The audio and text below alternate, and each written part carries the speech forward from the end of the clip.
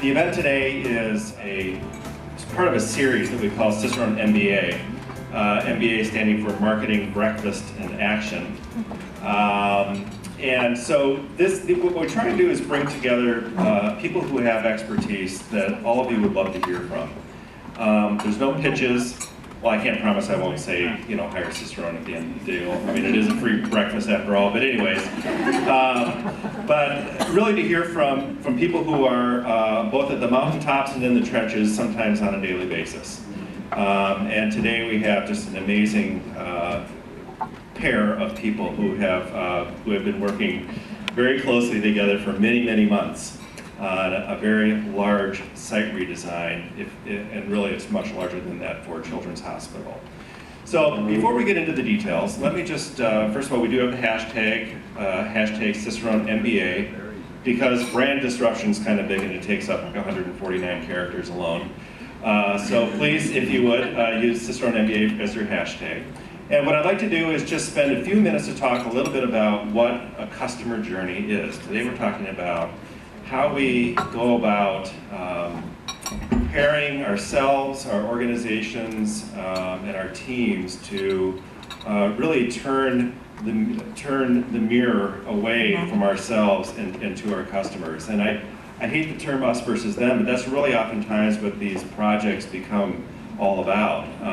How do we make this less about us, about what we want, and more and almost entirely about the people who are going to be engaging with either a website or an application or marketing.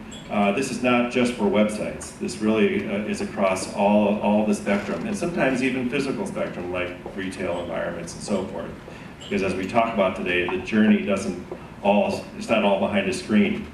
And so today we're really trying to get ourselves out of this us versus them and really all about them. And what do we need to do to develop processes, procedures, measurement, and really a sense of empathy to drive all the work that we're trying to do. Ding! Anybody remember film strips? No, probably not. Okay. So, I'm the oldest guy in the room. All right. So here's all the pretty pieces, if you will, and hopefully if you can see this screen with a little bit larger type, maybe next time we should have iBobs or something like that be a sponsor so we can hand out glasses.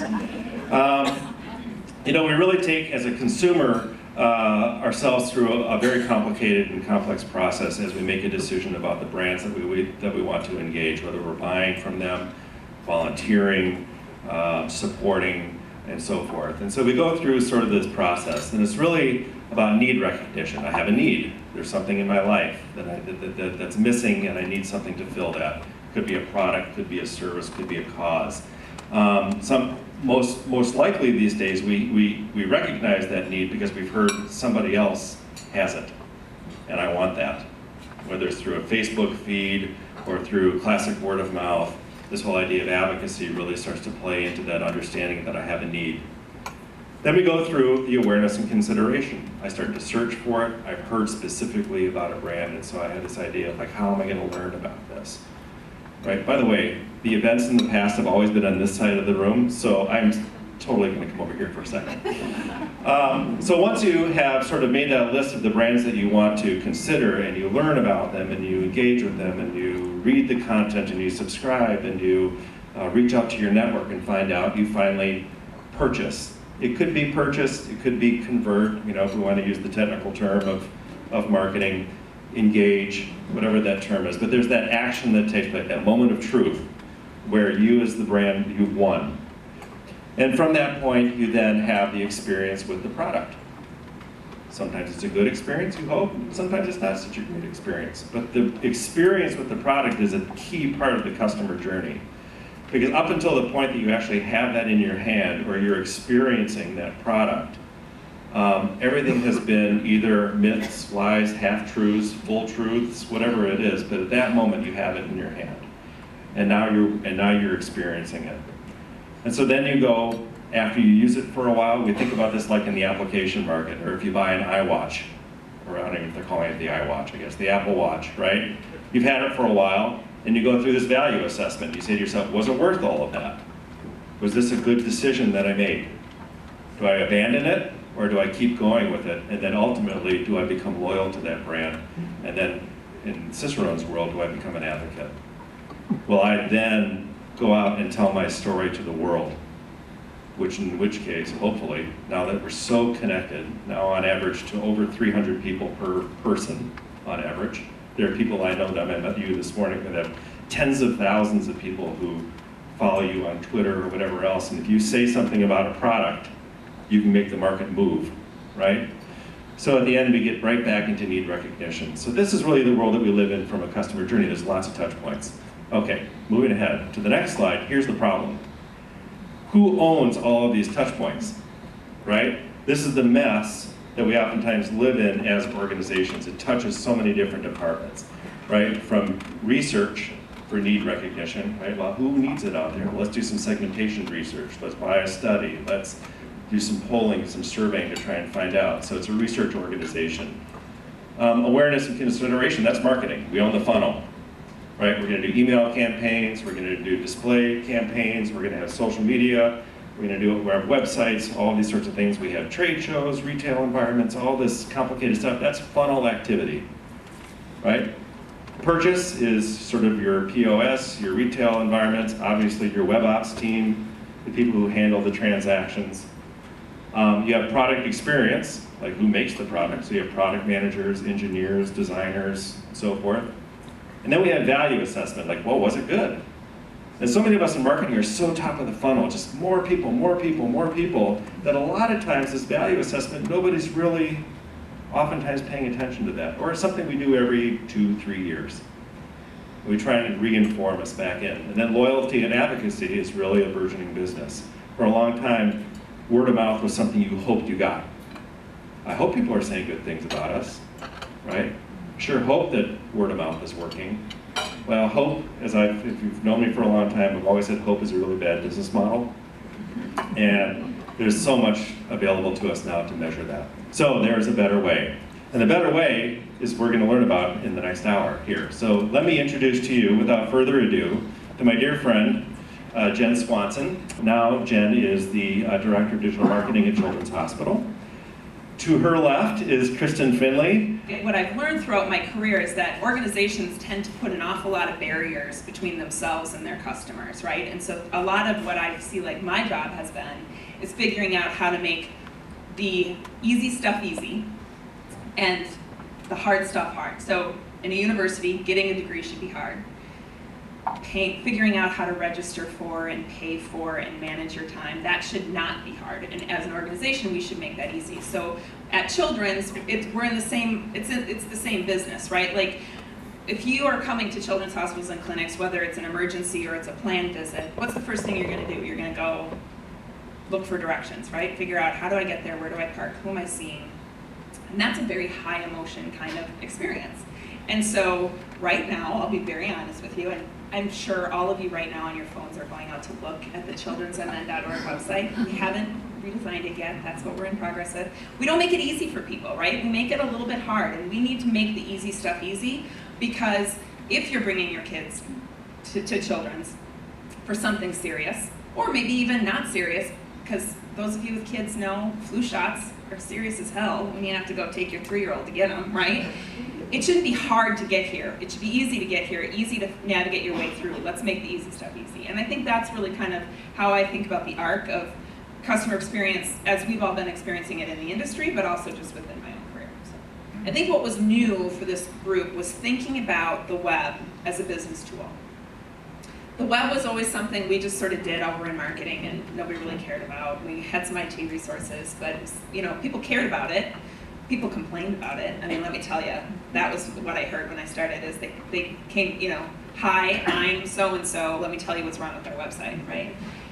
But they weren't thinking of it as a critical business tool. And I think what I tried to do is start to think about it and talk about it as the web is our front door. Before anybody walks in to a clinic or walks into a hospital or an emergency room, chances are they're going to have seen us on the web, even if only to get driving directions. So That's our front door. And as we start talking about that and start talking about that as being the first experience that can color then all future experiences. So if someone is frustrated coming in, right, getting here, can't figure out where to park, can't figure out how to navigate, what floor to be on, not even really understanding who they're supposed to be there, they're coming in with anxiety, they're coming in with frustration, and already then that tone of that encounter with a physician or a clinician is that much harder to get back on track. And so those were some of the early conversations. But really starting, when I was making the case for the investment in the website, there were a lot of things that were driving that. Some of it was around this idea of a digital front door, but some of it was also just some pretty hard facts around our site is not optimized for mobile. It's not anything for mobile. How do you, and yet our mobile traffic was on pace to overtake desktop pretty quickly. In fact, that happened last month. 6 months ahead of schedule. We thought it was going to happen in about December this year, January next year. It happened in June 2015, 6 months ahead of schedule. So I wish I had the new site up now, but we'll have it in January, right? Like Jen was saying, when you're a parent trying to get to the hospital because your kid is bleeding, that's one experience. But if you have just been diagnosed or your child has just been diagnosed, you might be going to the website and, where's the first place you're going to go? You're going to go to Google and you're going to Dr. Google, as we call it. Dr. Google, yeah. So I think when we shared with them that I think it's like 74% of the traffic to Children's does not come to the homepage. They just, what? Because that's what everybody thinks, you start at the homepage. But we say most of your traffic actually comes in from Google and they come to your page. And we're going to give you an awesome page. And it's going to be all about your program and it's going to have all the information somebody needs. And they're not going to have to deal with the homepage and seeing other messages because it's going to be all you, because that's how they're coming in. And that gets them really excited. And suddenly it's like, oh yeah, the homepage, I want it to be pretty and I want people to find me, but how are we organizing our content in our section? And then they can really get excited about the ownership and moving it forward. A lot of times the anecdotes come from the front lines. So some of the work I did in the past couple years has been with construction, which is a handshake and a thanks business, very much. And what they started seeing is their customers coming to them saying, we're not taking faxes anymore, which blew their mind. Why would you not have a fax machine? Or architects saying... Do I need to clarify to some people what a fax machine is? Yeah. Architects are now going completely paperless, so they want all of their information digitally, and the construction companies have to be able to serve it that way. So the marketing and the executive leadership learning those kind of things like, oh, well, we're not doing paper anymore, or some of their best sales guys who make the, hit all of their bonuses, hit all the numbers, do all of it via text, because the guys on the site text them, I need this, and boom, they get it. And when they hear things like that, they think, oh my gosh, that's how we're making money and that's how we're succeeding. And so those anecdotes from the front lines, once they start to hear them and it gets to them, they realize, oh, that's what we're talking about. When we talk about research on these projects, we oftentimes say, well, what's the analytics saying? And that was really helpful to you as we were building internal stories. Like, for example, most people don't come through the homepage to get to your site. So if you're not on the homepage, it doesn't mean that that's like the gate's closed. A lot of that, or just giving people raw traffic numbers. I know you think you're pretty hot, but 400 people looked at your site last year, right? Your pages last year, or sometimes 20, right? It's tough love. Tough love. Right. But it's real. Yeah. Right? Because if you were to make those sort of emotional decisions, I hate to sound unemotional about this, but they need to know that there were 400 people who visited their page last year. Right. They need to know that. Right. Because you're not going to over-index spending on that. Or maybe they were just so buried. Right. And then that's when you matched up the consumer data saying, I would love tons of content about this department, but I can't find it. Right. Hence, that's why the 400. I think data is important to find a nice balance of ones that are easy to understand, not too many of them, and then some things that actually mean something. But the data, you're right, it never means something on its own. It always has to have context, either data from the previous year, previous month, you have to have a comparison context, or you have to go ask the users. Right. All of these audiences, when you develop the personas and you have all this data, all of them are trying to do something, right? They come to your website trying to do something, either find an article or find a doctor or whatever. So if you can keep that in mind as you have all that data and you refer to these personas and you understand they're on their mobile or they're on their way to the hospital looking for directions. It's what are they trying to do when they get to your site? Often just offers some clarity. Every single placement has like has a consumer insight behind it, right? Like how we're thinking about the top level nav, even what we're calling it. We struggled when, on the first round of navigation. We want to have a section of the site really focused on the very transactional stuff, right? Like getting here, while you're here, what's available, menus in the dining centers, parking, road construction, and and probably bill pay, to be really honest with you. Really transactional, like just get me to the page I need now, don't screw around. We didn't know what we were gonna call that. And so we tried a couple things, nobody liked anything. Like every meeting we went to, people were like, I love it, I hate it, I love it, I hate it. And we're like, oh Lord. So these guys went out, I think we spent $1,000 for an online panel, 2 versions of an open and a closed card sort, and said, this is all the stuff, what would you call it? And what's the other way? I always get confused. This is what we're calling it, does it make sense? This is what we're calling it, what would you add to it? We got to a name, and then the future meetings after that when we heard, we love it, we hate it, we love it, kind of said, kind of doesn't matter, because we got consumer insights that says this is what we're calling it. And all of a sudden everyone else went, okay. Right? I mean, like they just, once you have that, the decisions, those hard conversations, the emotional conversations, kind of takes the air out of them a little bit. There's a ton of back office infrastructure that we have to change to be ready for things like online scheduling and telehealth and all of those different things that are coming, whether we like it or not, because that's where healthcare is going. And if we don't make a change now, whether or not the site is responsive is kind of the least of our problems. We got to make these changes on the back end as well. So that whole picture of saying we're going to fix that infrastructure stuff while we're also making it better for the consumers is it's a big pill to swallow, but it's easier to swallow because we've got this consumer insight behind it. If you do a Google search for, image search for kind doctor, it's that stately gentleman usually, and it's just like not human. Right? It's like stock imagery. And so humanizing the children's brand. The truth of the matter is some of the very best surgeons in the world have some of the worst or bedside manners. Right? I'm not saying in children's, right? But especially in adult medicine. Right? And so humanizing this brand, like if I have a child who's sick, I want to see from the doctor, like in their own voice, a comforting voice. And reading text in a bio can't do that quite like a video can. So I think that's, as we humanize these touch points in the journey, it's hugely important. Okay, first let's give a big round of applause to these people.